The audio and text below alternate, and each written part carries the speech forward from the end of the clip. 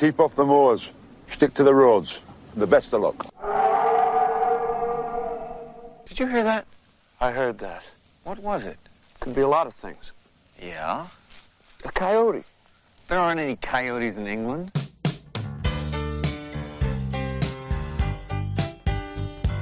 You don't understand what's going on. I understand, all right. You're one of the undead, and I'm a werewolf. Yes, that's right.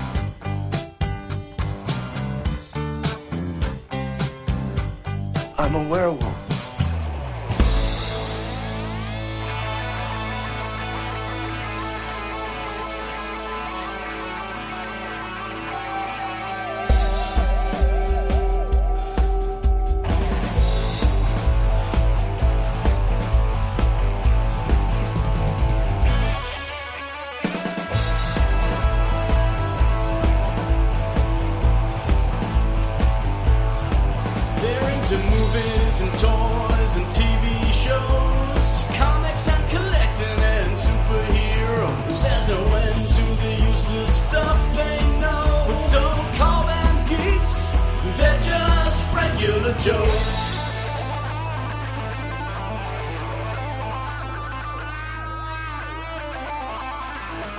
An naked American man stole my balloons. Welcome to the Regular Joe's podcast. I'm Dave Pisani.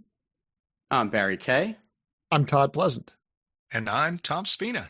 Special guest, even though I was joking he's not special. He's very special. Tom Spina. It wouldn't be the Halloween week episode without someone who... I mean, do you love Halloween, Tom? Oh, of course. Yeah. I mean, I'm sure. I mean, we know what you're into, and I think so do the fans. But you seem like a guy who loves Halloween. You've been in his basement. You know. Yeah, I know. I'm not doing. This guy's surrounded by monster masks. He doesn't like Halloween. Come on. But let's sort of ask. You know, it's funny. Your friend and Rick Baker. I'm seeing his Instagram. It's no secret he's doing Planet of the Apes. Like, oh my God! Did you see the Dr. Zaius? That Dr. Zaius was amazing. It's just crazy. It's probably like everything he wanted to do with the Burton movie, you know, but now is just doing it his way because he's just retired and having fun. Like that's what I was telling. So awesome. What was I was telling my wife about it because I saw his the sculpture he did. I guess sort of wasn't the lawgiver. Maybe it is the lawgiver. Anyway, I'm like, here's a guy. He's kind of the lawgiver from the shoulders up. I mean, and I love that he did a time lapse that he showed you him doing the whole thing was amazing. Here's a guy who's at the top of his industry, retired, and still does that stuff every single day, which is awesome. Yep. It's just amazing. Honestly, there's a handful of those guys that managed to do that, managed to actually retire and are now just making the monsters they've always wanted to make and just having a frickin' ball. You know, Chris Wayless does a bunch of stuff. If you follow, he's on Instagram as well. And it's just like, I just look and I'm like a big smile because it's like, oh man, that's the dream, you know, like not making anything for anybody else anymore, just doing what you want. That's fun. You should really just fly to California go to his house to trick or treat. Yes. And to see all the stuff. That would be cool. I would love to. Yeah. That'd be awesome. But plan a trip for next year. Let's start planning it now. Yes. That's right. Yeah, we'll make it sync up. Exactly.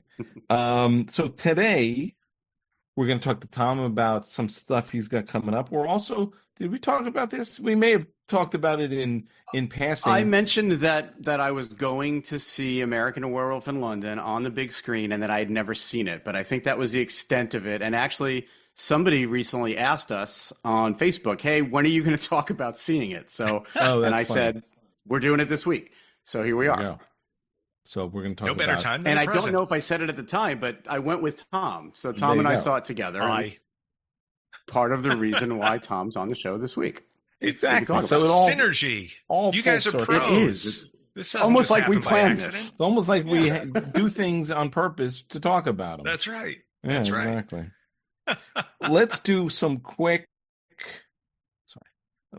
Random. Todd, what do you have? Okay. Well, the first thing, just recently, Jerry Taylor who was I have that on my list. Yeah. From Star Trek, has passed away. She was the showrunner for Voyager, but also was significant contributor to The Next Generation in the later seasons, and also Deep Space Nine. Did a lot of great stuff as a writer and showrunner, and I just wanted to acknowledge her passing because, like I said, just did a lot of really great work and was very, very influential. So that was my rest in peace, Jerry. Yeah, and one of those, women who was doing stuff when not all women were doing that stuff. So good for her, breaking ground. And then my other thing, real quick, David Leitch, who directed John Wick, did an interview recently, and I don't know if any of you saw this, and he said that at the point of making the film, he was determined that they could not have the dog die. Yeah. But that sick son of a bitch, Keanu Reeves, insisted on that beagle puppy being slaughtered needlessly, and they went ahead with it just because of Keanu Reeves. So I'm just and launched 1,000 memes. They launched 1,000 memes. Yes. Again, as a beagle owner, cannot condone that kind of thing, and now I know who is to blame. So Todd has not gotten over that yet. Never still watched not that getting past scene it. anymore. Just not getting past it. Remember how in Star Trek Enterprise how they killed the dog? They killed Porthos. Porthos? No, Porthos. they didn't kill him because you don't kill beagles. You just don't do it. Go ahead. Somebody. As much as I never watched that scene, it is the series would not be what it is if that hadn't happened. Don't care. Move on. You can't. I still can't believe what they did to Snoopy and the Peanuts. Oh my God! Yes, again, That was a massacre. Charlie Brown just shows the up. Halloween guns, special, and- the uncut version of the Halloween special. That's right. Yeah. Utterly You horrible. can't kill 75 people, which he did in the first movie, if someone hit his dog with a newspaper. It just doesn't work. Again, I'm sorry. I'm just still thinking about the sacrifice that they made in the pumpkin patch to the Great Pumpkin. Now that you're talking about massacring Snoopy, Just that, and again, and it's the '60s, so they cut away. You just heard the howl, but you knew what happened. You knew it. Yeah. Right. So that sounds like a South Park episode waiting to happen. it really does. Yeah. That's my son's car. Okay. Sorry about that. If you heard that. We did not Barry, hear. Nope. Oh, you didn't hear honking? His alarm went off. No. Barry, what do you got? So Spider-Man 4, Tom Holland says that they've been working on the movie's concept and now they feel it's strong enough to go ahead. And he said it's going to shoot next summer. And a release Wow. date already, July 26th. Yeah, he went on to say the idea is crazy. It's a little different than anything we've done before, but I think fans are going to really respond to it. So Good. He I says I like so. Tom Holland as Spider-Man. So I'm all looking of the forward to it. Spider-Men Yeah. have been good. There is no weak link in the Spider-Mens, as far as I'm concerned. Unlike Thor. Right? I Wait a mean, minute, you're talking all the Tom Holland Spider-Man movies. yeah. Yeah. Yes. Absolutely. Right? What are there? Okay. four? No, I thought you were saying that entire. Yeah. No. Hey, Well, there's even the three. This will Amazing be the Spider. fourth. Well, no, Spider-Man 3 is a piece of shit. It's just Horrible. really horrible. Horrible. Yeah. That's horrible. But all the Tom Holland Spider-Man's great. There's no weak ones. Yep. I don't think. I had that too. But it's funny, interestingly enough, Barry, you saw that Predator movie, Prey. Did you see it? Yes, I did. I haven't seen it. So, Todd, did you see it? No. I saw it. You're shaking your head. Apparently, the same guy is directing another one that's coming out next year. And he's also doing an animated one.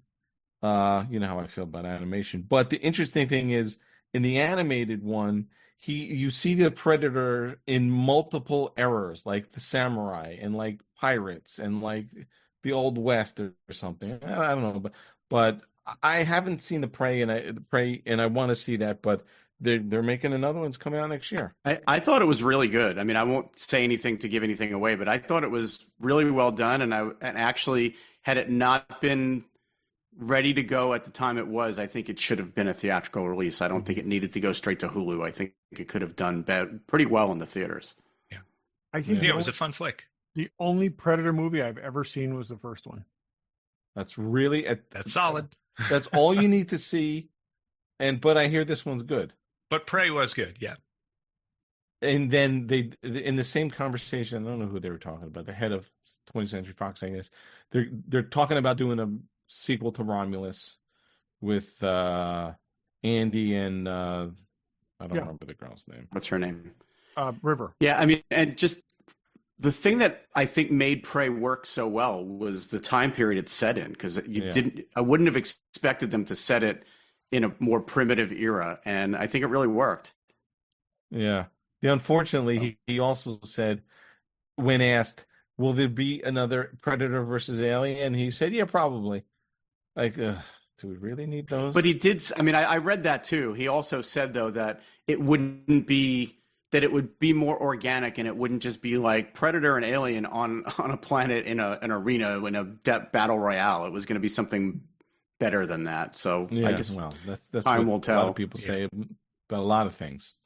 I saw the first Alien vs. Predator, and it wasn't great. I think they made more than that. I never saw the other ones. 2? Yeah. I don't really remember them. I don't know. Tom, do you have anything random? Could be anything. That's why we call it random.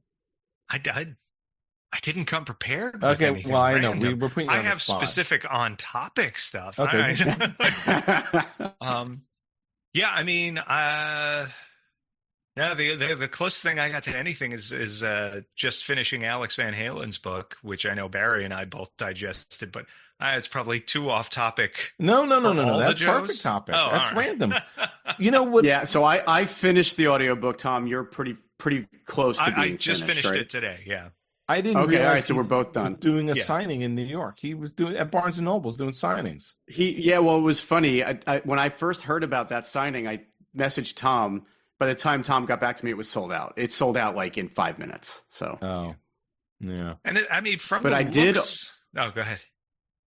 No, I was just going to say I did order a signed copy of the book.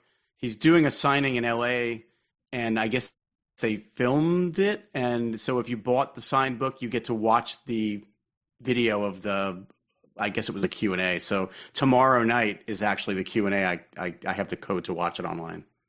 Cool. That's a clever idea. Yeah. That's interesting. But yeah, it was an interesting listen.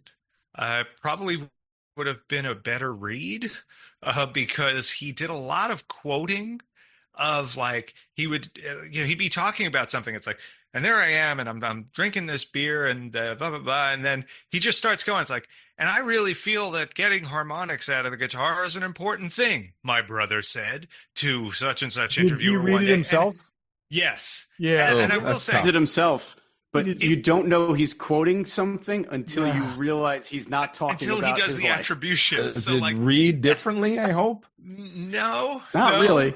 That was the only thing. That said, though, I'm so glad he read it. It was certainly much more personal hearing it from him, when, especially, stuff where he's talking about them growing up, or even when he's talking about losing it and other difficult times throughout. Yeah. It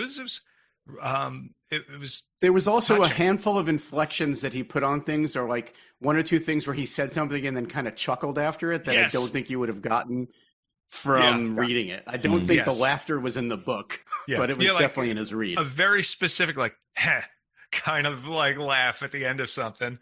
But yeah, it was... So now that you finished it, the thing that I found weird, the strangest thing about it was it basically ends in 1985. Yeah. And it just he skips stops right ahead talking to about Van dying. Halen in 85. Oh, and so he then doesn't talks mention about Sammy at all? Almost not. He That's mentions gonna a be in few volume times 2. from That's earlier gonna be in meetings. volume 2. So I mean, maybe that's it. Maybe he's thinking, if this does well, I'll do the second volume. Maybe. I don't know. But he talks about from the time they were little kids until the time that they finished the 1984 tour, and then he talks about his brother dying, and he makes one really bad joke about Van Halen 3. Right. Yeah. That was about it. Yeah. So, but it was Gary very Sharon enjoyable. references. It's a little short. I mean, it's only It was like it was what was 6 like hours. 9 hours. I think it was 6 6 hours. and Yeah, change it was or something. It was pretty relatively short. not unusual for a biography, though. They don't tend to be longer. And it was very much, that's titled Brothers. It was very much about the two of them, and not just the Alex Van Halen story, which was nice. Yeah, Well, very glad to have Tom and I heard are it in both his huge voice. Van Halen fans, and I think we were texting each other. There are literally moments listening to this where I got choked up, and I think Tom did too. Like, there's a handful of points where it gets emotional, but yeah, absolutely. Well, and not just the like Eddie's sick, Eddie's dying kind of stuff. Yeah. Like it's just weird random moments. Honestly, I get choked up at like, when there's something fortunate happens to them, or when someone stands up for someone else or something like that, or where there's some I don't know, it's weird stuff like that got me more than anything, like random acts of kindness that happened to them along the way, or that they did for someone else. I don't know. Well, a lot of the stuff with their dad, because I knew their dad was a musician, but I didn't really understand the dynamic between the three of them, and especially between Al and his dad. Yeah. So there was a lot of stuff with that, and that was really informative, and actually not just informative in the way that like he just tells the story, but it actually helps explain a lot of what went on with that band and why they were so secretive, why they were so like insulated and never really, it was like, it really was a family thing. Even though there were two other guys in the band that weren't named Van Halen, it was really very insulated. It was the brothers show. Yeah, for little sure. camp. Yeah. So well, it was kind of. It was fascinating to me that he's only 20 months older than Eddie or something like that. He said at one point in it, and seems like he was the one raising him half the time, from at least to hear him tell it. And it sounds like he was, the protective older brother, but then to hear the way they knocked heads from time to time is also interesting. But yeah, it was the one thing that I took away was actually he said something about how Eddie had blamed the tongue cancer he had gotten on a metal pick that he would sometimes hold in his mouth, but not the packs of cigarettes that he was smoking every day. Yeah. And he's like, you smoke 3 packs a day, but you blame it on a metal pick. Sure. Yeah. I think he calls him an idiot or something at that point. I was just like, it's like, yeah, thanks. That's what I think every time I see a, old video where Eddie's puffing on a cigarette and putting it in the guitar and go, it's like, put it down. Like, he really hindsight. was a very proud older brother, which really comes through. And yes, there's a handful of things he talks about, like when he talked about Eddie playing on Michael Jackson's theater, all that whole thing, like why they had a conversation about why it was not a good idea for him to do it, and then the fact that he did it anyway. And then he's like, and all the things that he told Eddie, like why you shouldn't do it, all kind of came true. Right. Like, so and then what kept them out of the #1 spot with the 1984 album? That's right. That album. Thriller. Oh, that's funny. He's like, we never had a #1 album. We made it to #2. What kept us out of the #1 spot? Yep. Thriller. That was the other.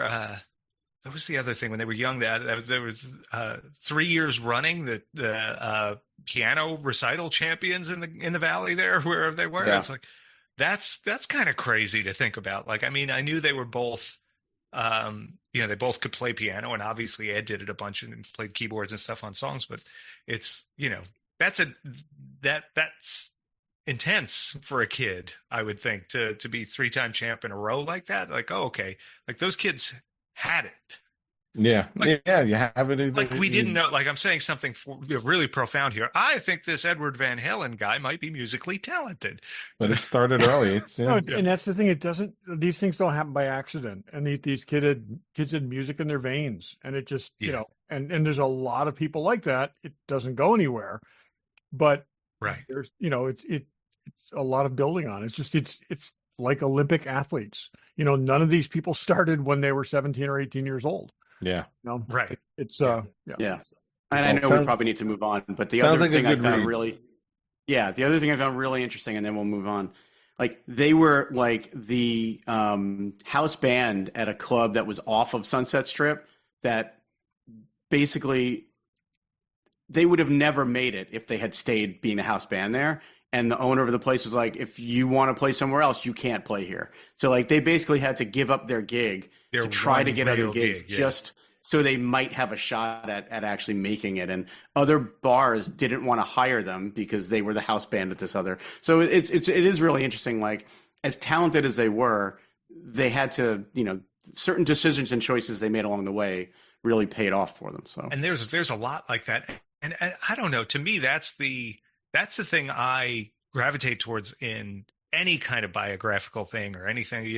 You see anybody who's any kind of success. It's always fascinating to me. It's like, okay, what did they do to get that? Because that doesn't just happen. Somebody took risks. Somebody made decisions. Somebody tried. You got to take the risks. And it's pretty impressive to see how it paid off for them, considering, and hearing, I love Alex just talking about the mother, just, basically calling them nobodies and no good nicks, because they wanted to play rock music.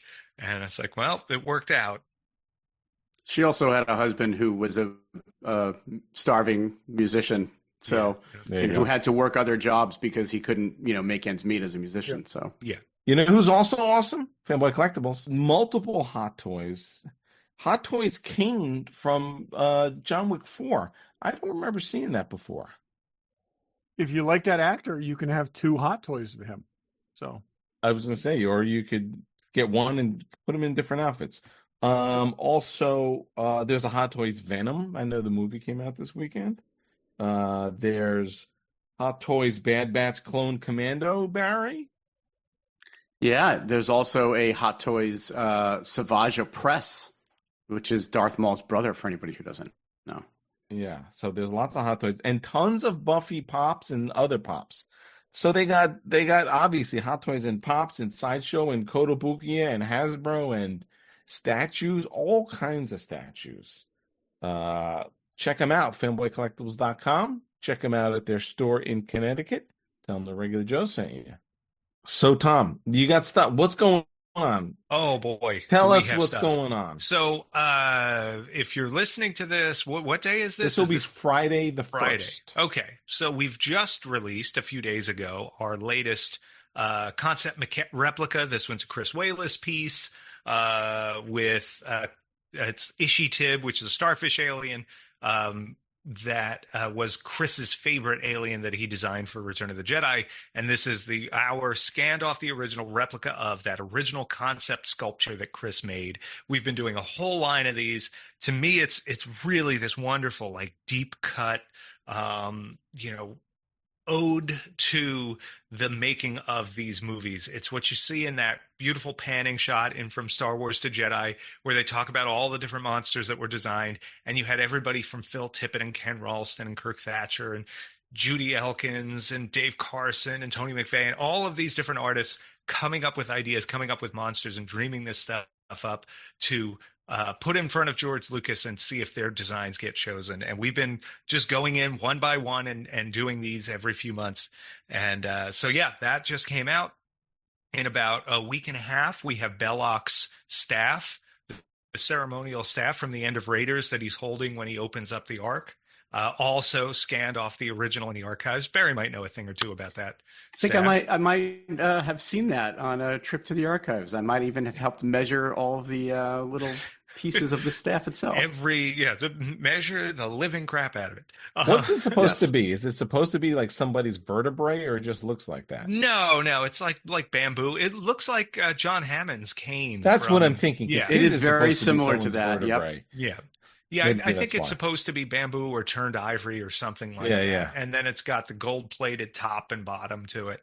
It's a really cool piece, and it's very substantial. Like when you hold it in your hand. Yeah. And ours is actually more substantial than the movie prop because theirs is hollow polyester fiberglass, and ours is actually solid resin on the top of it. So that's what I meant. I meant your replica is very substantial when you hold it. It really is. But so we've got that, and then we just talked about today for the first time, so I'll talk about it here. We are going back and doing legacy sketches for some of our previous editions that we never put those out with. So like in this case, Weequay that we put out never had a sketch with it. Was because it was before we came up with that idea. And so Ken Ralston, a 5-time Academy Award winner, took time out of his day to draw 50 little Weequay sketches, and they're all insane. They're some of them are kind of normal, but like most of them are, him with pigtails, him as a woman, him with a baseball cap, him wearing a cowboy outfit, him as a pirate, like just all kinds of fun takes, making funny faces and stuff like that. And Ken has this great sense of humor, and he was the guy that did all like the crew t-shirts for the movies back then, and he would make a lot of the holiday cards or crew cards and things like that, the invitations to the screenings. And it was always with this real tongue-in-cheek kind of vibe, very Mad Magazine sort of vibe to it. And so yeah, we're getting ready to release those on the 19th. We have a little something coming out for Black Friday that we haven't talked about yet, but that'll get there.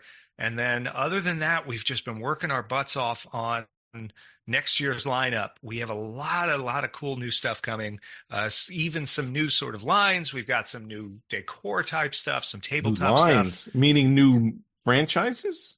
No, not yet. Okay, but these are just little offshoots of maybe some of the stuff we've been doing. There's a lot of cool stuff in the works. Lumpy all I can say from the stay holiday tuned. special. It's all holiday special, all 2025. Yeah. Can you imagine? Just everything is lumpy and itchy. And then we have the merchandise. No, Yeah. but I was hoping for a life-size Mala. We're not getting that? Sure.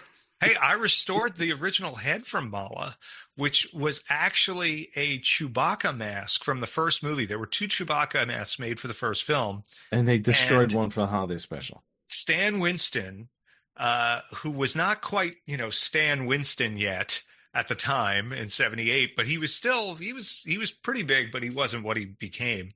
But yeah, so Stuart Freeborn sent over some stuff. He took one of those 2 Chewie masks and he turned it into Mala. And then when he sent it back, and I've actually gotten to read these letters, he sent it back with an apology to Stuart, who had sent him a letter basically saying, "What did you do? I needed that. We're about to do another movie." And so when Empire came up, Stuart had to make another Chewie mask so that they would have 2 to work with through the movie. And he was upset with Stan for that. And there was a very lengthy written apology that Stan was saying, like, I had no idea what you were going to use this again. I thought we could just do it for this thing. And so, yeah, that head still exists, though. And it's in a great private collection, and it got a little bit of TLC from me. But it's Mala, though. It does. Yeah, it looks like Mala. Oh my God, slightly different hair, a little change to the snout, different hair in the back. You weren't asked to reverse it. You were asked to keep it as Mala. No, and that's that's a tough call, right? Like, you got to sit there and go, like, okay, this is a Chewbacca. But its story is that it became Mala. And the last thing you could ever match this to is the holiday special. And if you were to pull that skin off and put a fresh skin on and put all new hair on this thing, it's a replica now. Like you've got the same underskull, but at that point, just make a replica and put it next to it. It's almost... It's the infamous alien now. Pulse rifles are the same. Like they took those apart, they painted them black, and then people reversed them. Now, but that's just paint. The shape is the same. Like this is all hair. Everything would be all new. It's a tough call. Even reversing those pulse rifles is not something that people just do willy nilly. I mean, that's something that you got to put some thought into. I think there's other guns, and I can't remember which specific ones, but like Bapti was the big, English in England armorer. Yeah, the rental house. And there were guns that went back in to be just a regular gun, and then people sort of remanufactured it. It's a whole thing. Yeah. Well, there you're talking about something where the stuff that made it Star Wars was already stripped away and lost. Yeah. So now you're taking the core main gun and you're adding back some elements to make it look like it looked on screen. And if you can find the original parts, it's reversible. It's, you're putting things in place, but you're not changing, you're not taking something away to put something in there that sure. was seen on screen in another movie or in another TV show or even a Right, holiday special. We need to make Force 10 from Navarone. So strip all these parts off these Sterlings. Exactly. Back in good order. Yeah. 100%. Well, that's like all those Forbidden Planet costumes, that uniforms, they were painted silver. They were dyed brown, and some of them were used in the Twilight Zone. And the Time Machine, and people are like buying them. Am I conflating things? Didn't we say that one of them might have shown up in Mork and Mindy too? Not am I confusing that Planet. with something else? No. There's a lot of stuff that turned up in Mork and Mindy. That was the Star Trek. The Tholian web suits. Yes, the Tholian web. That's what it was. Mork's costume was General Colonel Green from the Savage Curtains costume. Yeah. Oh wow. Which is like there's a ton. There was a ton of stuff. That's nuts. Anyway, I totally sidetracked you, but please. You're talking about 2025. Nah, there's a lot coming. All I'll say is this: if you happen to be listening to this and you think any of this sounds interesting, go follow Regal Robot on YouTube and social. We're at Regal Robot, and maybe go to our website and join our email newsletter, and that way we can just send you a message every few weeks and say, hey, look what's coming out, and get a sneak peek of what's to come, which is a lot.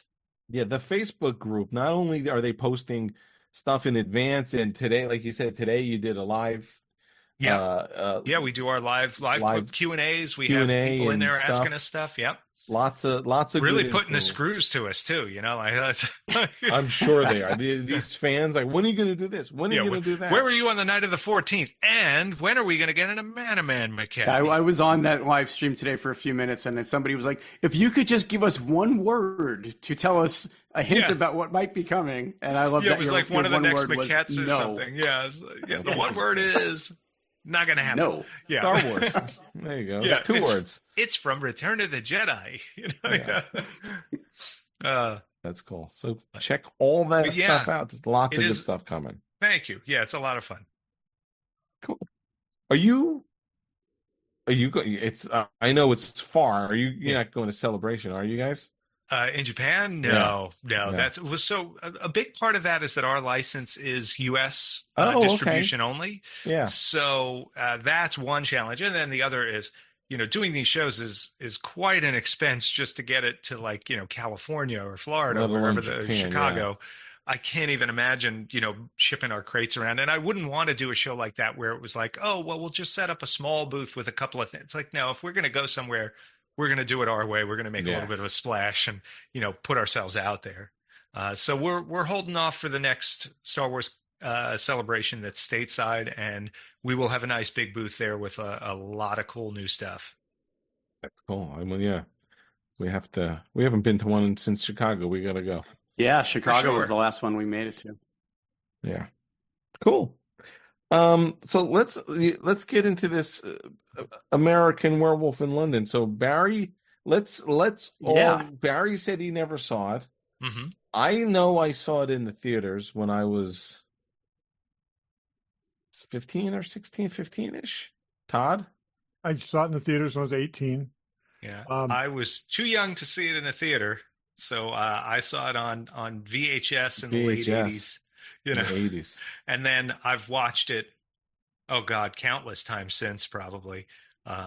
Absolutely love it, and I was really glad that we had the opportunity to see it on the big screen. Yeah, and that was the first time you'd seen it on a big screen, right, Tom? Yeah, absolutely, and that was really, really cool. It's freaking amazing. I mean, tell you, Dave, your experience was probably the same, but we went in there with no idea what we were going to see. No. I mean, it was just they didn't show a lot of stuff in the ads. They didn't show a lot of stuff, and it was it was a comedy. It was not a comedy. It was yeah. Even watching it now, and I watched parts of it over the years, and it's been a long time since I've seen the full thing. There are parts that still creep me out, so it's not like one of my go-tos, but. I still at the end, I still have the same feeling like this. I know they planned it this way, but they don't know what this thing is. It's a comedy. It's I still had the same John feeling Landis. when I walked out of that theater, like, oh my God, what the hell did what we was just see? that? And There hasn't been a lot like that, really. There was a great interview with Landis where he's talking about it was a documentary about horror movies, and he's like, normally you go to the movie and you're in the hands of a craftsman and they're crafting this story for you, but it's like you go to a horror movie, you're in the hands of a maniac. Yeah. You can't trust what's on the screen in front of you. Yeah. And that really, I think, sums up his ethos. And then also, I don't know, have you guys ever gotten a chance to meet him? No. Okay. I got to meet him through Bob Burns years ago, and then he because I had restored the original Wolf from the movie, and some other stuff after that for Bob, including Jack, but that's another story. And Bob set this thing up when John was coming out to one of the conventions East Coast, and I saw him at the show, and then we went and had lunch, and that lunch was the equivalent of like hanging on to a freight train that is going, on a track that is not straight and just weaving all over the place. He was intense and talking and fast and I'm a pretty talkative, fast, intense kind of guy sometimes. But yeah, we were there, and it was me and Rob, who now works with us, and it was just like the two of us left that meeting like, what the heck was that? That was amazing. But it really was. It to me, I can see some of that in the movies after the fact. There's a little bit of like an ADHD kind of nature to that film. Yeah, for sure. It definitely has a good pace, especially for a film from, that time. Yeah, I thought it'd be slower watching it than it was. I mean, it's not super, but there's a lot going on. But it's only an hour and 40 minutes. And it's tight. Really tight. Yeah, absolutely. And what amazed me, and again, I hadn't seen it, so I went into this totally cold. And I understood the basic premise. Two guys are, in Europe, and one of them gets turned into war. But I didn't know anything about it, really. I was shocked by how quickly it escalated. I mean, 5 minutes into the movie, and they're being chased, and somebody's getting murdered. I mean, there's no to get to the werewolf. Yeah. But if that movie were made today, it would be 20 minutes before somebody got killed. Well, even back then, that's normally what it would be. But this is that Landis thing. Here's the guy who loved monster movies so much that he's like, "Can we just get to the monster?" It's that little We've been watching some Halloween movies for Halloween the past couple months. So we watched The Wolfman. Oh yeah. You hardly get any Wolfman in the original Wolfman. I actually just watched that again the other day for fun. Yeah, it's an hour before you get Wolfman, and then you don't even get much. Yeah. So this jumps right in. And I'll go back to another. I watched. If anybody gets a chance to watch American Werewolf with Landis's commentary, I would say 100% do it. It's a lot of fun, and it's the movie opens and it's like, here's your heroes, and by the way, let me just say this: anytime I watch a movie pre 1995 or something like that, where the opening shot isn't some massive CG landscape and a perfectly smooth camera, I'm comforted. And to see this with natural film grain and a camera that's got some jitter. That is a grainy movie, too. And it's slowly coming down the hill as the truck comes over and the music is playing and the credits are rolling and it takes its time unfolding. It's like a warm cup of milk, and I'm just like sitting there, just like, this is so nice. But the thing Landis points out is, they pull up and they get back, they're in the back of the truck, literally lambs to the slaughter, and they come out of the back of the truck with the lambs and they walk into a club called the Slaughtered Lamb. He's like, the movie's not subtle, and that to me just, it's like, okay, that's where this is going. But it takes hindsight to really go and pick that up. But like you said, it's in a, like, I think, Barry, we were even saying this right after the movie, it's an abrupt movie. There's a lot of very hard cuts, a lot of really like just smash cuts and hard action that comes out of nowhere. And I mean, it's meant to keep you on your toes and off your game, or off your toes and on your game. Who knows? But even the ending, it just sort of ends. Oh yeah, it's like boom, that's it. But it ends and that's it. Yeah. Movie's a over. funny song, like right. Also, every song with Moon in it, was got crammed into that movie somewhere. But here's he got turned down to use Warren Zevon's Werewolves of London. He wanted to use it in the movie, and so I guess this was his answer to it. But I'll just use every Moon song then. But it's funny. Like, here's the main character. Spoiler: dead. Cut to, whatever that song was. I mean, it was crazy. It's just, and I'm not a huge horror fan, so I'm curious. Has there been many horror comedies? I mean, Tom, I asked. They did a Dracula. They did what was it? There was a couple vampire. Well, okay, I'm not. But not like straight comedy. Where those it's were more comedies. Yeah. This is. I mean, there is horror.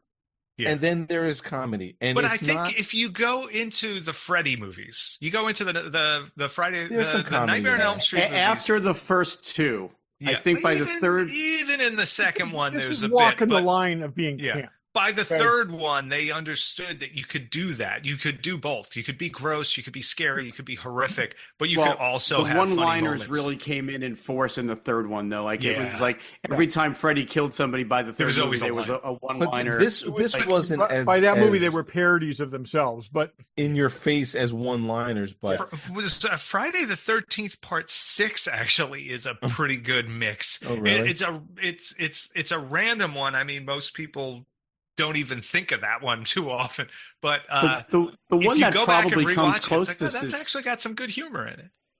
I would say the one that comes closest though is like Scream, because it was kind of a horror movie in and of itself, but it was also a bit of a parody. But it was almost like a love letter to horror movies. But that's really what John Landis was doing, right? Like this is his love letter to the Wolfman, and this is unique. All those old movies. This is very unique. Yeah, but John Landis is also John Landis, and if you look at the films he'd made previously and the stuff he'd done previously, his footprints are all over this thing. Oh yeah, and it's like I think that the most John Landis moment to me is the thing in Piccadilly Square. When just like all the cars are running into each other and there's cars everywhere. People are dying everywhere. The thing with that is, if you and I literally just carnage nicely. There is carnage. Exactly. I'm saying people that could have been an Animal House. That could have been a Kentucky Fried Movie. No, that stuff couldn't be an Animal House because there's people flying through windshields. Right? No, could have been in Blues Brothers. Cut to shreds. Exactly. Yeah. It was crazy. The action element of that sequence could have been in those movies. That's what I'm saying. Because it was all the death and destruction. Oh no, that is so Landis. You're 100% dominoes falling, one thing hitting another after crashing to each other was very. That's true. Yeah, that was. And apparently Landis is in that scene. I think he's got like a bandana or something on his head, and he goes through a plate glass window. He did a stunt himself. He's the guy that gets hit by the car that flies through the window. Yeah. Not to be confused with the guy who's standing against one car when another car smashes into him and he dies. I gotta say, I had forgotten that. I was just like, it was a cop too. It really is it. Yeah, it's like one of those like moments, like that whole little scene was like, oh my god, I don't remember all the like. Yeah, it's really amazing how much car carnage got in there. Yeah, it's amazing. That didn't imprint, and like I said, watching it, I'm like, wow, that was a thing. Well, and Tom had to tell me this, but do you want to tell them who the guy was in the subway? Oh yeah, so the businessman in the subway who gets killed. Yeah, yes, we look most unpleasant. Yes, that is Michael Carter, who played Bib Fortuna in Return of the Jedi. Oh, okay. I didn't know that. Yeah. That's pretty funny. No, I would have not have known it either. He tucked those big head tails inside the back of the suit. Yeah, and that's why you didn't. Not as recognize cool him. as the guy from the embassy, though. That's right, and he had fake teeth on to cover up his fangs, I guess. But yeah, and I noticed right away the guy, one of the guys in the bar who's playing chess, is an actor named Rick Mayall, who was in The Young Ones back in the 80s. So I'm like, that guy looks familiar. Where do I know him from? And then it hit me. Oh, and how great, to be sitting there and he's in bed and you just hear, hi, and Frank Oz walks in. Yeah, I know. You know? He actually was That's so odd that he was double there. billed in that movie. As also as that role, and then as Miss Piggy. So, that's true. Yeah. Oh, because they funny. do have that shot. Yeah. With the Nazi monsters killing. I was just going to bring up the Nazis because I certainly didn't see that coming. That's so out of left field, even for a movie that's crazy like this. Is that Scream? Do you guys know the movie Krull? Yes. Is that Scream that the demon Nazis do, similar to the sound when the Krull things, when those like soldiers die and they're like, could be. They do that screech. I want to go and listen to both of those now because it literally just hitting my head right now that might be the same sound. I don't remember Krull. I haven't seen Krull in a long time. Now I feel like I need to rewatch it. Did you watch it on HBO like 473 times? Oh yeah, of course I did. Yeah, okay, just making sure. Yeah. Do you know Nick Maley did the creature effects for Krull, and he was part of Stuart Freeborn's team for Star Wars and Empire. He built one of the Yodas that was used, and he also built some of the. He's the Yoda guy that's got the place down in the Caribbean. Exactly, in St. Martin. So, but that was there are some of the most bizarre things. Those Nazi zombie monsters. Oh God! And then the carnage in it's just like, even for a movie that's still pretty heavy when he's ripping people apart. So even when you look at all the different, the sequences with Jack, as you're going further and further into the movie, and he's decomposing more and more, and his corpse is just falling apart. Like, at one point, there's like flaps of skin hanging, and Did you catch? How great? Sorry, I didn't mean to. But how great his introduction? The first time you see him torn up, and David looks, catches his eye, and he's just looking and he just goes, "Can I have a piece of toast?" And it's just like, it's such a great intro. He really makes that's where he's got that little neck flap just quivering as he's talking. You're seeing inside the concentrating on that little flap in the 50 years ago and yesterday. It's just you can't not look at it. Oh my God. It's so disturbing. And and this is, I think that is really the legacy of this movie, is the makeup in here, and obviously the transformation scene. It was just nothing like this. Okay. I mean, that was the thing that I remember sitting in a theater at least once, probably twice, with my jaw hanging open, just watching that occur. And, we all know how it's done now. We've seen, all the pictures and stuff like that, but it was just utterly amazing. And the fact that I would argue that transformation sequence, for the most part, holds up. Oh, I was watching it very closely, and I was like, I don't know that you could do this much better today, and CGI would probably make it worse. Right. Yeah. But every werewolf transformation done since feeds off of this thing. The pain, the bone stretching, all that kind of stuff. All the stuff that he did with it's. What's the most amazing thing is that it's in bright light as well. Yes. Which just I can only imagine Rick hearing that news. Fall behind a piece of furniture and then pop up, transform. Yeah. What do they call that? The Texas switch, but it's like, the Transylvania switch because it's a werewolf. You're just sitting there in real time. It's just all of a sudden it's so good. I love the editing in that is really good. There's The Howling came out around the same time. Rob Bottin, who was protege of Rick's, was like 17, 18 at the time, probably, when he was making this, maybe a little older. I want to say he was like 16 or 17 when they did Star Wars. So that would have been 77, whatever. Really, really young, doing amazing similar stuff. But the way that transformation is cut isn't as tight as this. It takes about 2 or 3 times as long. There's a little bit of back and forthness with some of the stuff. The snout's a little further along, and then it's back, and then it's out again. and it's all good stuff, but like some of the shots linger just long enough that it's like, oh, that's great. Wait, that's fake. You know what I mean? Whereas this, it's like it never holds to that point. You know, save for a few minor things, but it's really, really well edited. And, you know, a lot of that comes from Landis planned this out ahead of time and knew what he was going to shoot. So it's not even like they made this up in the edit. This was planned. They shot it. You know, Rick talks about how they spend 6 months making something. They put it in front of the camera. They push the levers. The thing stretches out, and Landis goes, "Cut, got it. Okay, good." And he's like, "What? That's it? We just did like we worked on this for 6 months. That was like 4 seconds, and that's it. It worked." And but I obviously knew that scene was coming, and I was waiting because I really wanted to see what I would think of it. And I was taken back by how good I thought it looked. I mean, I expected it to look. I went in knowing, all right, well, I know there's this transformation, and it's by today's standards, it's not going to look like. But I was blown away by how good it looked. And it's 40 years ago. You know, over 40 years ago now. It's insane. Utterly amazing.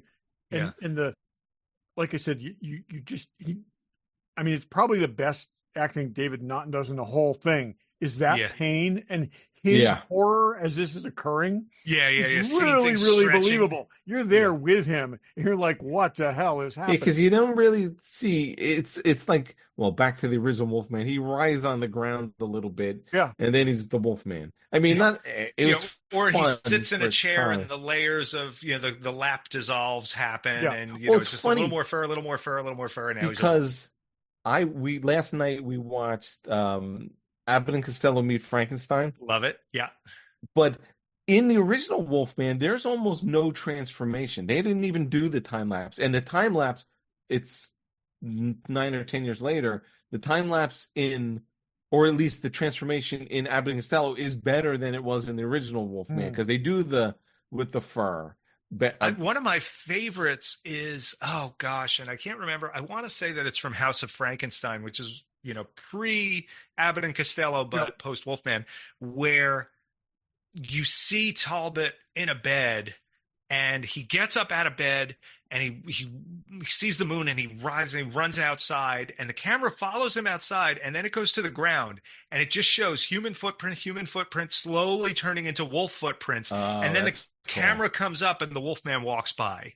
And it was clearly done with a body double, and but it was all in one shot, all in camera. And it was a really clever way to show what happened without showing the transformation. And I thought that was a really neat one. Is that the one with because after watching, I had literally have not watched Abbott and Costello in 50 years. Oh wow! And is that I looked afterwards? I'm like, what other movies have everyone in it? Because if you haven't, you'll want House of Frankenstein and House of Dracula. Yeah. So, and in that order.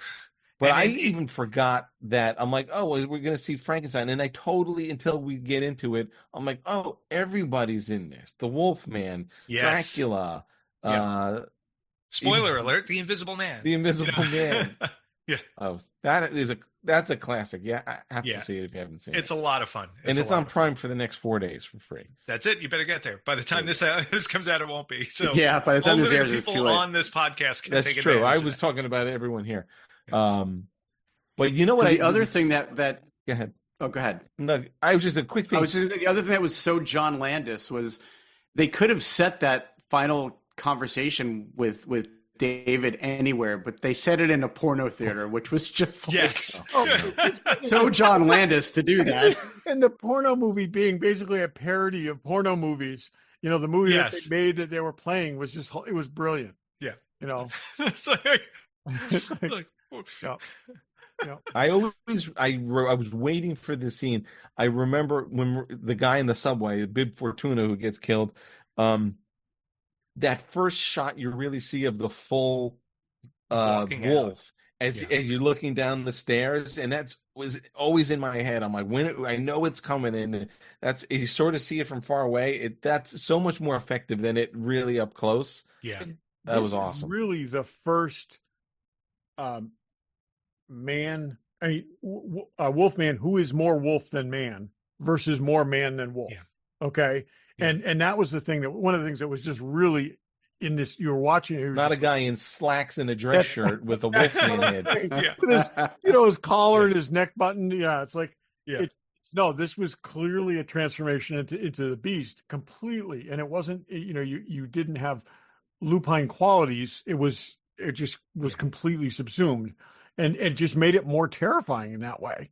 It was massive too. Like it just had this, it had mass to it. It basically absorbed all of his bulk and reformed it and was, like I said, just because you get so many even and most people since then have copied the Howling Wolf. I guess Ginger Snaps is kind of somewhere in between because they kind of did the four-legged thing, but you get a lot, Dog Soldiers and all of that are really going for the tall, thin, lanky, spindly kind of wolf thing, which is, to me, I love the look of it, but I feel like people usually make it too spindly. One of the ones I loved, actually, so the movie Cursed, which is, Christina Ricci and all of that. Yep. There was a Cursed production. It went through multiple iterations and different effects houses and stuff, and Rick Baker worked on it for a little while, but the wolf in that was kind of cool looking. It was a little bit of a beefier bipedal wolf, but the old TV show, was it Werewolf on Fox? Yes. I don't know if you guys ever caught it. Oh yeah, I remember that. I remember. It was essentially the Incredible Hulk, but with a werewolf. That was exactly, like they were like that in the Incredible Hulk with a werewolf, gigantic wolves. And they had a cool hunchback kind of thing happening, and big, powerful arms, strong legs. And I always really loved that wolf. And it helps that it came out, when I was in high school sketching werewolves furiously in my notebooks anyway. And then that movie comes out, and it turns out Rick worked on that as well as Greg Canneman. You just go like, oh, of course. But it's just really, really cool werewolf. But the Landis one, from American Werewolf, that was John's push, was for that, a four-legged hound from hell, and not just a bipedal out on the moors, killing sheep or people that smell like sheep, and just amazing. So wait, Barry, I need to know because it's become a trope since then. I'm trying to think, is there, and so after the scene with the demon Nazis, David wakes up in the hospital from his nightmare of watching his whole family get killed and then his own throat getting slit, which is just really brutal. Yeah. He wakes up and he takes a breath. Oh, man, okay, it was a dream. And we can all catch our breath for a second. And then Nurse Price gets up, goes to the window, opens the window, and one of the demon Nazis comes out and stabs her to death, screeching at her. And then he wakes up again and he goes, holy shit. Which is exactly what everybody in the audience said. Was the first time that was done? The dream in a dream? I don't know. It feels like it. You're right. It is a trope now. I can't think of a precedent for that. But knowing that sort of thing, like, so Barry, you went in having already known that trope. Did that get you? Oh, totally. Yeah, I didn't see that coming at all. Good. And I was devastated because, we haven't talked about Nurse Price yet. Let's talk about Nurse Price. Jenny Agutter. Come on now. Jenny Agutter in that movie. I knew Jenny from Logan's Run. I think she looks better here than in Logan's Run. Even. And I looked up her IMDb. She has had a huge career, but most of it was in England or Europe. So we didn't see most of her work here. So it was basically Logan's Run, this movie, and then like Avengers, where she's an older woman playing a S.H.I.E.L.D. agent. But she was great. She looked fantastic, but she was great in this movie. Like she really carried that part absolutely well. Perfect for that part. Yeah, because she looked like she's obviously very, very attractive, but she looked like someone who could be a nurse during that time. She did, she didn't look like a supermodel that they dressed up like a nurse to do, to do this thing. And just absolutely terrific. And I got to say that seeing one of her breasts was as memorable at 18 as some other scenes in that movie, but yeah, I was 15, so I've even more so, even more so. So that definitely imprinted on you more than the car scene later. I in the definitely movie. remember that was there. But I think the first movie breasts I saw were hers in Logan's Run because I saw that in the theaters too. Yep, that was there too. She's there you has go. a special She's place just in always my been heart. there for you guys. Yeah, So she's that's always right. been Very lucky of you. So first Academy Award for best makeup, or best makeup and hair. I mean, that's amazing. I read a little bit about. I mean, it's basically happened because the previous year Elephant Man was released, and there was no category to recognize it. Right. You know, and that was such a huge part of that. So it was timing in one way, but another so deserved. I mean, just amazing. This singular thing just raised the bar in so many ways. And you can argue where there were things preceding this that should have been nominated as well. But, the stuff he tried in this movie and pulled off holds up today. It really does. Yeah. So what I do want to sort of just throw this in a little bit, and so Tom and I saw this at a theater here on Long Island in a town called Huntington. It's a cinema arts center. These places exist all over the country. Obviously, these are in a lot of cities. I never really paid attention to the types of events that go on there, and I'm now actually looking at their website weekly because there have been some really cool events that we missed that were still on their website, and there's some stuff coming up that I'm like, why are we not anyone going there? to these things? Yeah. This would have been cool to see. It was a full house. No, I'm saying, was there anyone? This was just a screening. There wasn't a so Q&A, this wasn't like. Oh, it wasn't like the Princess Bride. We saw the Princess Bride. No, but here's two events that we recently. Two events we recently missed that I would have gone to.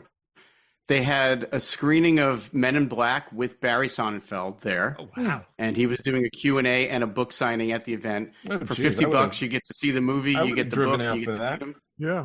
Totally would have gone to that. There was an evening with George Takei where he was doing a screening of his documentary, and same thing, kind of like a book signing and a reception. And coming up in a few weeks is Tim Matheson doing a screening of Animal House. Oh, wow. And he's also got a book that just came out called Damn Glad to Meet You. And he's doing a Q&A and a signing there. And it's like $50. You get the book, you get to see the movie. So there's like, my point in bringing all this up is wherever city you're in, see if you've got a place like this. Because I had no idea this stuff was going on 20 minutes from my house. And it's like, there's some really cool events.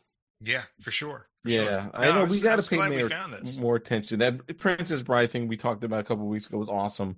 We had seen the Sigourney Weaver like years ago, and I always walk by the town hall. Is there anything else like that coming up? But I don't know if Tom knows that we went to a screening of Aliens that Sigourney Weaver was at, and she did a Q&A afterwards. It was great. Oh, wow. Yeah. So we watched Aliens with Sigourney Weaver, basically. We did watch it with Sigourney Weaver. This weekend we can watch Twisters with a Helen Hunt. With Helen Hunt, that's right. We could do that. I don't know. Not sure I don't think we're going to. We could. I don't know that. But I might go see Animal House with Tim Matheson. That sounds like more fun. That's cool. But Tim Matheson, has been in every. I mean, you look at his IMDb. It's amazing how far back all that stuff goes. I mean, it's just he was an actor as a child, and it just kept going and going and going. Well, keep us abreast of anything that comes up. I don't know if Tim Matheson's worth the drive, but no, well, not for you because you're further away. But for me, but I would. But if there was somebody, someone else, I'll tell you. One of the things too is, we miss the window for seeing these things on the big screen a lot of time, and I often think when I was in college, I get the job I got was running the films in the auditorium for the film classes. And so I get to see every old classic film, all the film noir, all that kind of stuff on a big screen. There's nothing like that experience. And, actually sitting in the theater and seeing it the way it was designed to be presented is just absolutely amazing. And I'm glad you had that experience, Barry. Especially for two particular genres too, for horror and comedy. Oh, those are two things that work better with a bunch of people around you reacting. And especially people who are into it, because the experience of Princess Bride was everyone laughing at the right spots. Everyone, it was, and I tend to not like people. I don't know if anyone else knows that about me. Oh, we haven't picked up on that. You haven't picked up on that? This is shocking new development, Dave. Yeah. I'm like a random guest here, and I knew that. Yeah. But to see something like, with people who are into it and laughing at all the right spots is really exciting. Yeah. Yeah, this was definitely a crowd of people who were only. I mean, nobody randomly found this theater to go see American Werewolf. Yeah, this was it wasn't just like, people let's that wanted to be there. Let's check out this film. And they're talking all the way through it. Yeah. No, it was a lot of fun. Obviously, anytime I get to hang out with Tom, but it was great to see a movie classic movie I'd never seen. Like I don't know how I missed this thing, to be quite honest with you. Like, it's not like I was purposely avoiding it all these years. But I agree with that. How did you miss this? It's also, but I will tell you what you would have seen on TV at various junctures was not this movie. So there was a heavily edited version that actually got aired on TV. And so this is a good way to see it. And I got to give it's great. I watched it on Prime, and I got to give them credit. I've watched a bunch of them. Like I said, I watched The Wolfman. I watched that. So they have the quality of Prime. In time, you're talking about the grain. Yeah. Even the grain is still present on. Yeah. That lends itself to being a high quality. Whether it's however they copied it, most times if you see that on TV, they would have flattened all that stuff out. Yeah, they DNR everything with the digital noise reduction and not the stuff I've watched on Prime the past couple of nights have been really, really high quality. So, nice. Dave, do you remember? What's funny is what you're saying as high quality. There's some kid going like, "Oh, why is the quality so bad on this? It's so grainy. Someone's got to fix crap." it." Oh yeah, yeah. But even like the couple, I've watched a few black and white things, and that modern stuff just ruins black and white. Yeah, but they've been really nice copies of black and white stuff. Dave, do you remember? Do you remember David Naughton from before American Werewolf? He had some weird sitcom, right? No, that was afterwards. He was in Dr. Pepper commercials. Dr. Pepper. I was going to say that. That's right. Dancer. And so he was in the, I'm a pepper, you're a pepper, beep. So anyways, this was a whole big thing. And they had like a national talent search and they got him. And then he did this movie and they fired him. Okay. They did not fire him over the werewolf. They fired him over the sex scene. How about there? And for my taste, there was too much penis in this. You see it a number of times. The fact that they saw this movie, the Dr. Pepper people saw this movie and said, "Oh, that sex scene's a line. It's just a bridge too far." Fully frontally naked in a couple of clips. Oh yeah, no, that's Dr. Pepper doesn't like that. Barry, you were about to. Yeah, I think we were going to say the same thing. They actually showed a lot of like 80s TV commercials and weird 80s clips before the movie, and they showed a couple of those Dr. Pepper commercials. Oh, that's funny. That's what they do with Alamo. Yeah. But it was very much the way you describe Alamo. That was like about a half hour reel of stuff that they showed before the movie. Yeah, that's cool. But I do think that whole sequence. I mean, and this is another one of those sort of jump scare cuts where you have the attack about to happen and then they cut to the lion roaring in the zoo and then some other shots randomly of the zoo, all the different animals, and then him in the animal cage and with the wolves. Right, and he very smoothly extricates himself from that cage. Like he's like climbing. Fortunately, he left the door open when he came in, so he's the flap torn open. That's right. And that poor little British kid who had his balloon stolen. That's right. And the naked American man stole my balloons. He promised him 2 pounds, Yeah, he did. It was a great movie. I'm so glad I saw it. Finally. Well, Tom, we know you're a big werewolf guy. What's your favorite other than this? What are your favorite werewolf movies? So I did love the werewolf TV show, and I actually dug that up recently. I had to kind of go underground to get it, but that was really fun to rewatch. Who was in that? Anyone we know? What's his name? Who was the guy who played Scorsese? The bad wolf was played. Oh crap! This is going to bother me. I might have to look this up on IMDb. It's okay. You're allowed to. Barry's going to look it up while you talk. I'm actually in the process of looking it up right now. If I can find it. It was a TV show, you say, not a movie. Or... Yeah, it was 89, 87. Okay, I found Werewolf. it. It is So John J. York, who wound up on General Hospital, my wife watches, and I see him every once in a while. Chuck Connors, that's who Chuck was the Connors. bad guy. Chuck Connors. Yeah. Yeah. Yep. Ethan Phillips was in it. Oh, And really? Brian Thompson, who turns up in like all kinds of stuff. He's in Buffy and Angel and all of those shows, and That's interesting. Charmed, and a whole, like, he's always playing demons. He's the guy with, like, it's like his mouth is too big for his mouth. I don't know how to describe him, but he's like massive and can kick my ass. So maybe I shouldn't say that. But It was but yeah, 1987. It was one season. And Chuck Connors was the old werewolf, the old bad werewolf. correct. Yeah, with God, I have remember that. not. Yeah, the I have scarred. not seen this show since I saw this show. Yeah. God, I can't believe So that was 87. I enjoyed that, but in that like A-Team Hulk, kind of episodic show kind of way. I love The Howling. Love The Howling. Yep. That was Joe Dante doing basically, he and Landis were at the same time doing their take on the werewolf, and that Yep. The Howling goes in a very different direction. It's also still kind of funny, but nowhere near I don't remember seeing what it. American Werewolf is. It's definitely spookier, creepier. The werewolf design in it is really cool, and we actually just recently restored the head from one of those. Which Oh, really? talk about rare! Like there's just nothing out there from that movie, and Greg Nicotero had picked up from, it was a relative of someone who worked on the movie, had kept this full body puppet werewolf that they had made 6-7 feet tall, whatever.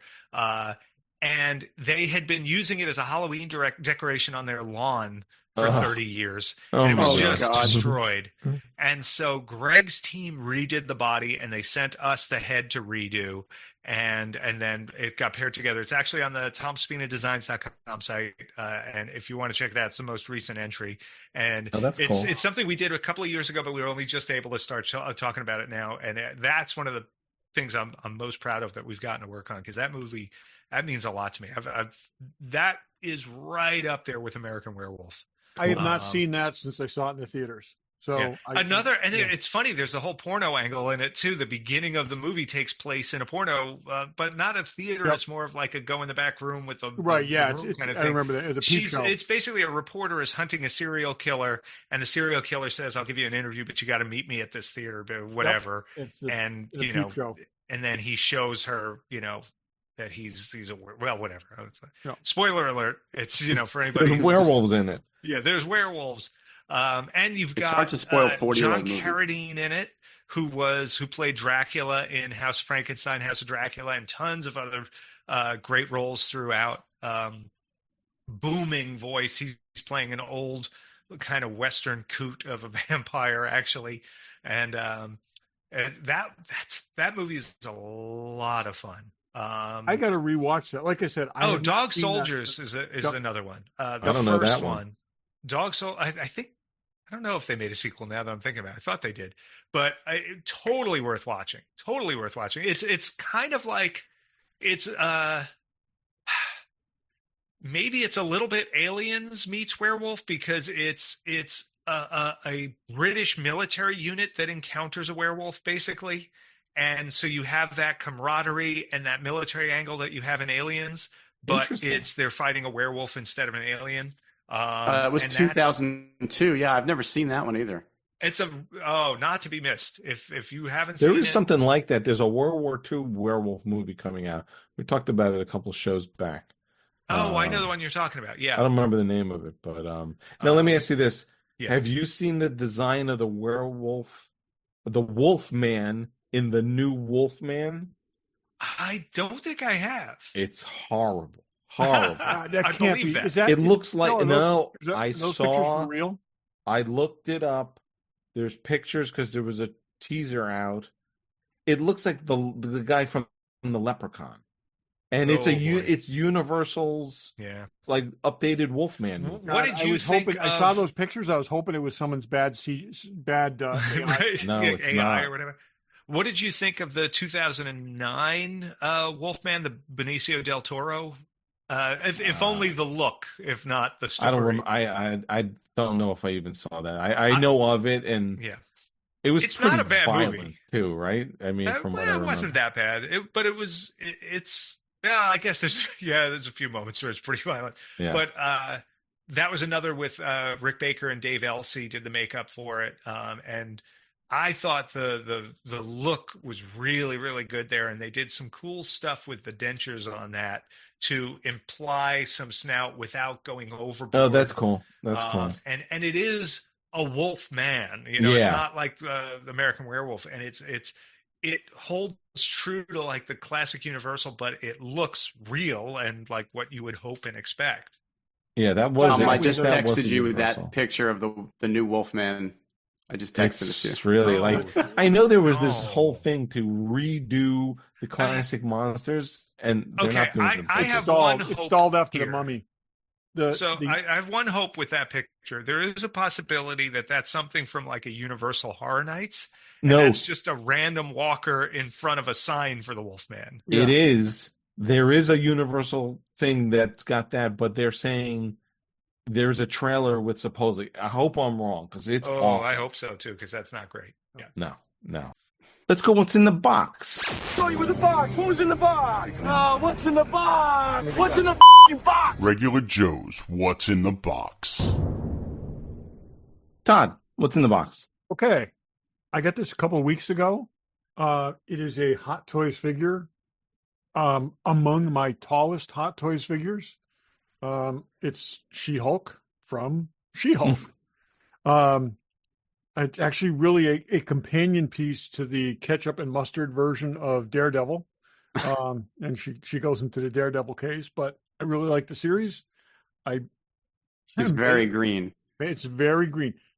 But again, I got Gamora and her, so I'm just working the Green Girl thing. And you need more come out. You need the Ryan Slave Girl.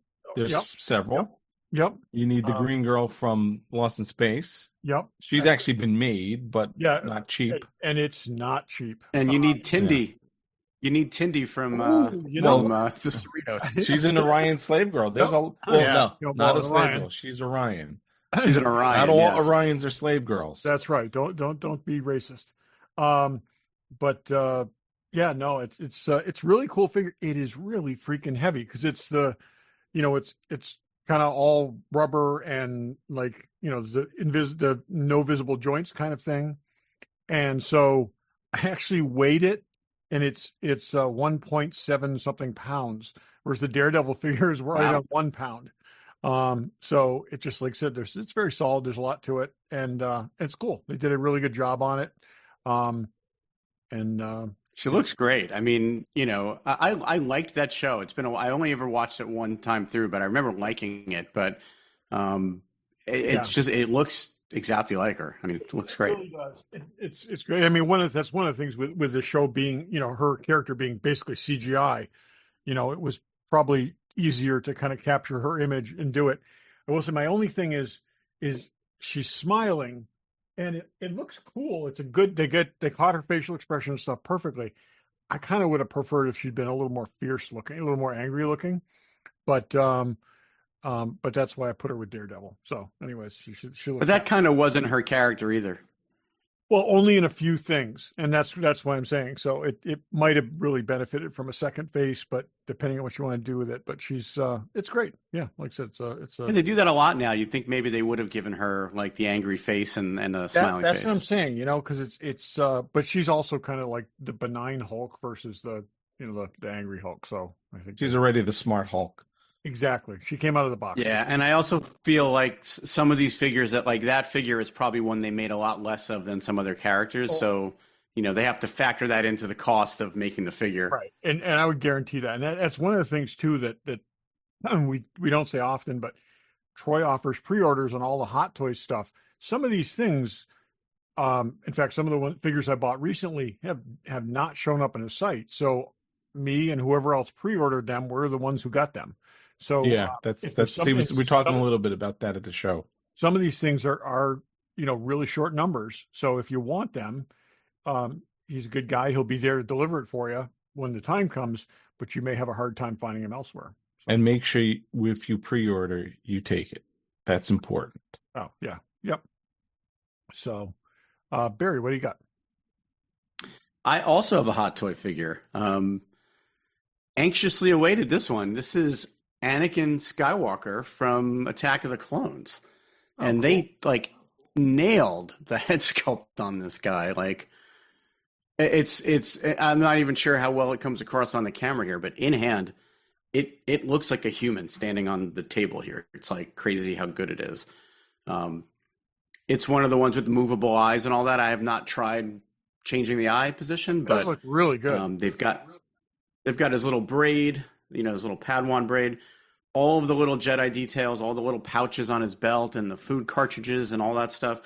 This one comes with a ton of accessories. Does it come with sand that I'm never going to use everywhere? It should come with sand that gets rough and coarse and gets everywhere. It's the downside to these deluxe versions of these figures is like I'm just going to have him standing next to Padme in my display case in his basic Jedi outfit. I'm not putting the robes on. I'm not using 90% of the accessories it comes with. So I almost wish, kind of like Exo 6 is doing, like make the deluxe version and the more stripped down version. But I'm not complaining. Like it's an amazing figure, and I'm happy to have it. It was one of the more recent figures I've unpacked where I'm like, wow, look at this entire box full of stuff I'm never gonna use or just leave in the box and not display. This past weekend, I had to go down into the Hot Toys box vault to find some Iron Man hands, and there's just lots of boxes of accessories down there. So yeah. It's great though. I mean, I'm super happy with it. The head sculpt on it is just perfect. And I think I showed you guys the Padme figure maybe a month or so ago. They display really, really well together. So it's great to have them together on the shelf. So that's what's in the box. Dave, cool. What's in the box? I too have Hot Toys. Sorry. I have a 2-pack of Rocket and Cosmo. Yes. Oh, sweet. From Guardians 3. Cosmo, I'll start with Cosmo. She. It's a she, right? Is it a he? I think it's a she. She. She doesn't. The front legs move and the head moves, so she's pretty much a hunk of plastic. But she's got a nice dog expression on her. Yep. So she's got her space suit. Does she come with the helmet? No, I don't think we ever see her with the helmet. But there is no helmet. There's no way it would get over the helmet. Head. Yeah, exactly. Yep. Yeah, there's no way. Yeah. And then Rocket's got a really good look on his face. He's got this little smirky grin. Yep. And he's got his Ravager outfit on. He's got these. I think he's got a big gun, and then he's got these 2 laser pistols. And he's got his nice whiskers. He looks good. So I wanted Cosmo, but I'm glad I got another Rocket. And it's interesting, this Rocket, and Todd, I know you have a couple Rockets. The other tail just swung around. Yep. This tail is like on a ball socket. Yes, the ones have been like that. It could go like a bunch of different ways because the other one just went round and round. So he looks good. I like him. Oh, so we all had Hot Toys this week. We go. So I have basically that version of Rocket. Cosmo so much I rebought that set. So did you really? Did so I have that also, and I'm waiting to put that in when I finish up my Hot Toys shuffle. Just like a 2-week project right now. But Todd's been redoing his display cases. We've been getting previews of the pictures, but it looks great. It's funny. It's like at one point I was like, wow, I got 2 completely empty shelves. This is amazing. And then I turn around and realize the stuff that's sitting behind me. Don't at all. And I don't know what I'm going to do. No, so I've got. Well, I just paid for a Hot Toys pre-order today. Oh, and I got the same one. Looking around, going, where am I putting this one? Something might actually have to come off display for me to get that one into the display case. I'm sure the same one, and I never put its counterpart out yet. Oh, I was did, waiting, but I put its counterpart out in a place where it would fit, but not in the place where I want it. So I'm gonna have to do some together. Yeah, I'm gonna have to do a little rearranging myself. But I'm sure next week or in the next week or two we'll both be able to talk about that one. Yeah. Cool. So that's what's in the box. Nope, I don't have a notice from Troy. So apparently I'm not getting the same thing you guys are getting. Yeah. So. Tom, we know you've got time. Yeah, so, I've got some stuff to attend to. Yeah. But tell RegalRobot.com, RegalRobot.com, TomSpinaDesigns.com. Find us at Regal Robot on Facebook, on YouTube especially. Go like and subscribe. We're trying to build that up. We put up a lot of videos live from the studio and interviews with famous ILM artists and things like that. You can really dig into their insights and how they created this stuff. And to me, that's my favorite part of all of this, is to get to there's a lot of great guys. videos up there of you guys talking with all these people that you've been fortunate enough to work with that are doing these signature editions and stuff with you, and they all sketches and give the stories about how they created this stuff back in the day. It's great stuff. We are so lucky that they're around and engaged and interested and want to be a part of this stuff, and that they enjoy talking shop, because that's my favorite part. So that's awesome. And there's at Regal Robot or at Tom Spina Designs. Check both of those out. Like, subscribe, follow us. And hopefully you enjoy all the fun stuff we're doing. Cool. Awesome. Well, thank you for coming. Thanks for all the good info. Thanks for all the werewolf talk. The most werewolf talk we've had on any show, I think. Nice. Which is good. It's the season. By far. For sure. Well, I'm here the next time. And as this drops, Halloween just passed. So hope you all had a good Halloween. And thanks for listening. Thanks for listening. Thanks for listening. I'll say it too. Thanks for listening.